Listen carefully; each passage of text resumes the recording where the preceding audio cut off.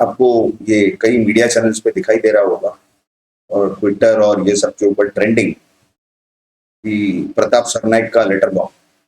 अब ये letter bomb क्या है, प्रताप सरनाइक कौन है, इसकी जानकारी हम आपको देंगे। थाना के माजीवाड़ा थाने जिले के माजीवाड़ा से ये एमएलए हैं, विधायक हैं शिवसेना पार्टी के, और इनके कुछ इंक्वायरी चल रही थी, कुछ ईडी और कुछ सेंट्रल एजेंसीज मनी लॉन्ड्रिंग वगैरह के विषय में।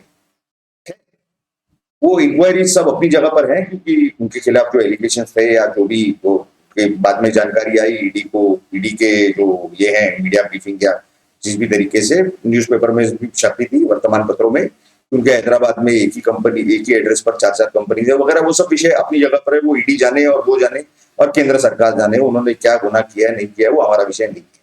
लेकिन आज का हमारा विषय है इस लेटर बॉम्ब का। तो ये जो लेटर बॉम्ब है इसकी हम आपको कॉपी भी दिखाएंगे, हमारे पास वो उपलब्ध है। तो उसमें कई लोगों के अपने अपने कमेंट और वक्तव्य आ रहे हैं, कई नेताओं के, और ये आज दोपहर को लगभग 2:30 बजे के आसपास ये किसी ने लीक किया है। अब ये लेटर बॉम्ब ये है क्या, इसका क्या इतिहास है, क्या संबंध है राजनीति से, क्योंकि पिछले कुछ महीनों से ऐसा कुछ चल रहा है। इसके पहले भी एक हुआ था, परमबीर सिंह का लेटर बॉम्ब, मुख्यमंत्री को पत्र। अब ये है कि प्रताप सरनाइक का मुख्यमंत्री को पत्र, प्रताप सरनाइक का लेटर बॉम्ब।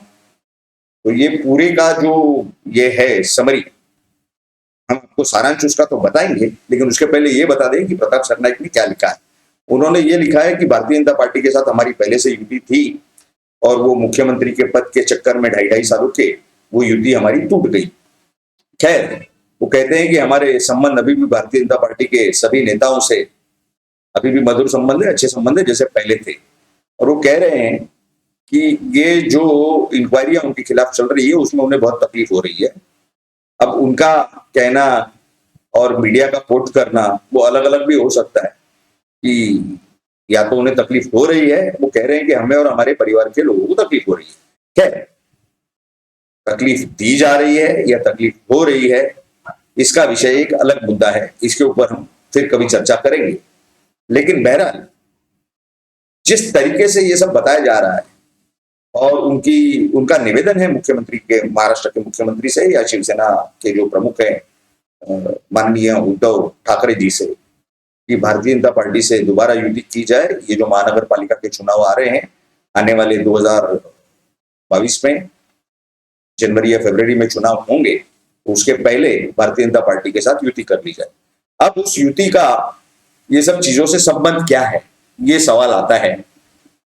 देखिए, ये या तो ऐसा कुछ दिखाना चाहते हैं कि युति होने से ये प्रॉब्लम खत्म हो जाएंगे, या अगर उनसे कोई ऑफेंस हुआ है, तो मैं नहीं कह रहा हूं कि ऑफेंस हुआ, हम ये नहीं कह रहे हैं, लेकिन अगर कोई ऑफेंस हुआ है तो वो खत्म हो जाएंगे और उन्हें उस चीज की तकलीफ नहीं होगी, ऐसा उनकी सोच हो सकती है शायद। लेकिन बहरहाल कहने का मतलब ये है कि जिस तरीके से ये लिखा गया या बताया गया, वो खैर हर एक का अपना डिस्क्रिप्शन है, आजादी है, वो कुछ भी लिख सकते हैं और उसमें कानून का कोई बंधन नहीं है फिलहाल तो।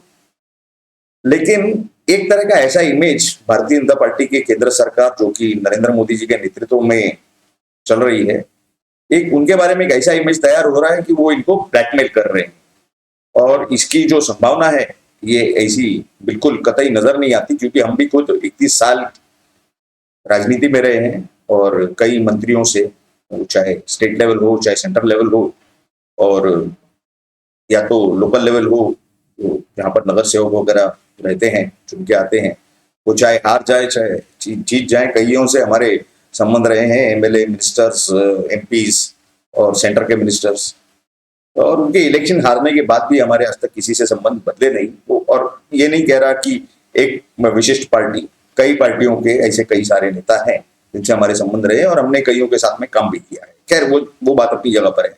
लेकिन यहाँ पर जो सवाल है कि अमित शाह और नरेंद्र मोदी के बारे में जो एक इमेज तैयार करने की शायद कोशिश हो रही है, मैं नहीं कह रहा कि कोशिश हो रही है, लेकिन ये एक सही बात नहीं होगी इस तरह का इमेज एक क्रिएट करना इसी विषय में, क्योंकि अभी कुछ ही दिन पहले महाराष्ट्र के सम्माननीय मुख्यमंत्री उद्धव ठाकरे ये भारत के प्रधानमंत्री नरेंद्र मोदी जी से खुद आधा घंटा वैयक्तिक चर्चा करके आए थे। इसके सिवा उनके साथ जो और उप मुख्यमंत्री और मंत्री थे वो भी साथ में थे, उनके साथ में और भी चर्चा हुई थी, वो अलग विषय। ये आधा घंटा सिर्फ उनके व्यक्तिगत चर्चा की बात बता रहा हूं।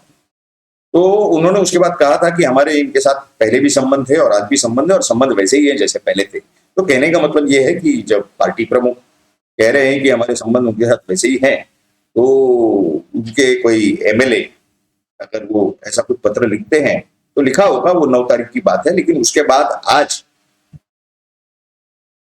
20 तारीख को ये पत्र लीक होता है। अब ये लीक हुआ नहीं हुआ इसका अंदाजा लगाने के लिए हमको थोड़ा पीछे जाना पड़ेगा। पीछे इसलिए क्योंकि इसमें समझना बहुत जरूरी है कि ये लेटर बॉम्ब की पॉलिटिक्स की जड़ कहां है, वो उस पर हम आते हैं।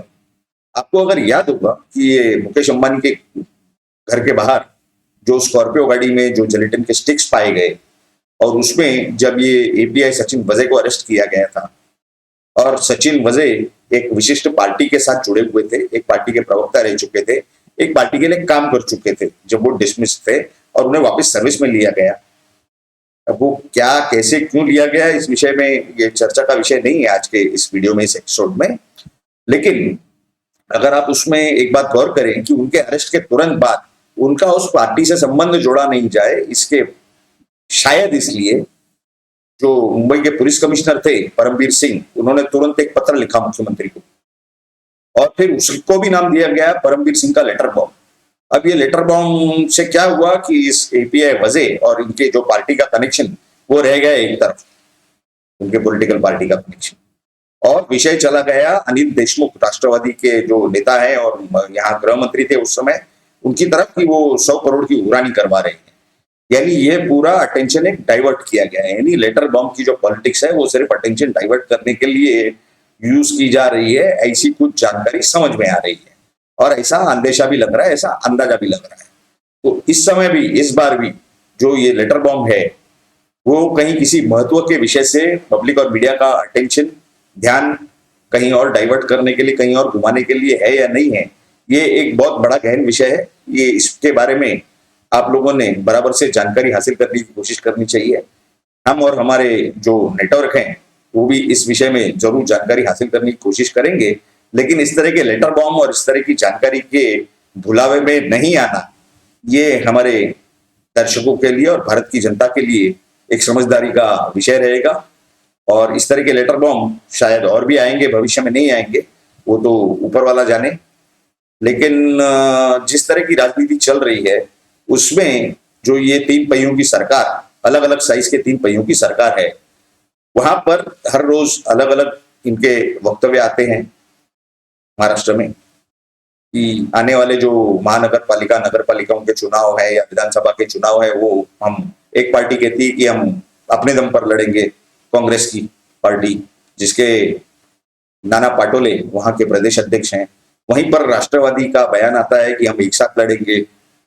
और फिर कुछ दिनों बाद फिर शिवसेना या किसी और पार्टी का बयान आ जाता है, सत्ताधारी किसी नेता का, कि भाई ठीक है हम एक साथ लड़ेंगे। फिर कुछ दिन बाद कहते हैं कि नहीं नहीं नहीं, हम अलग अलग अपने अपने दम पे लड़ेंगे।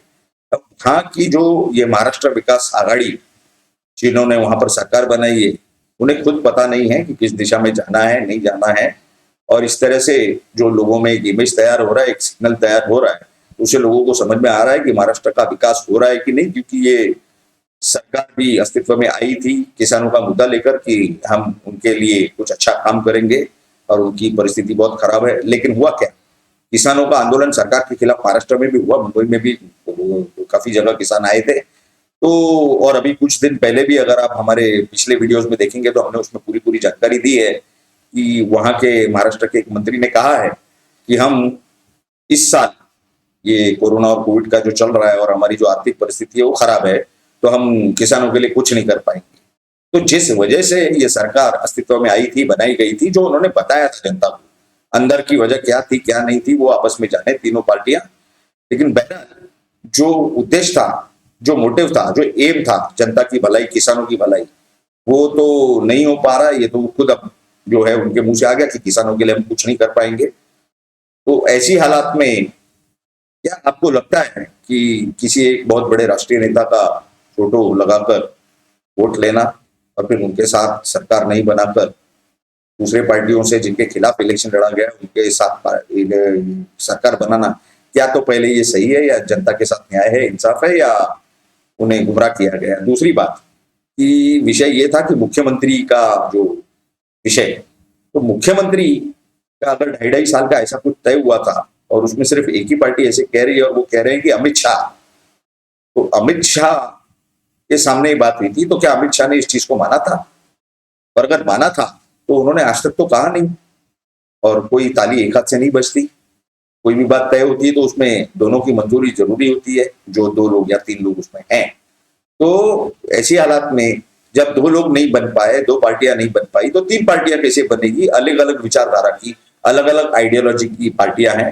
क्या आपको लगता है कि ये सरकार पूरी तरह से 5 साल कंप्लीट कर पाएगी या नहीं कर पाएगी? बहरहाल ये लेटर बॉम्ब की जो स्टार्ट है या जिस तरह से ये चल रहा है, ये जो पॉलिटिक्स चल रही है, लेटर बॉम्ब पॉलिटिक्स, इस विषय पर हम भी जानकारी ले रहे हैं। आप भी अपनी राय नीचे जरूर कमेंट बॉक्स में दीजिए ताकि हमें भी आपसे कुछ जानकारी मिल सके।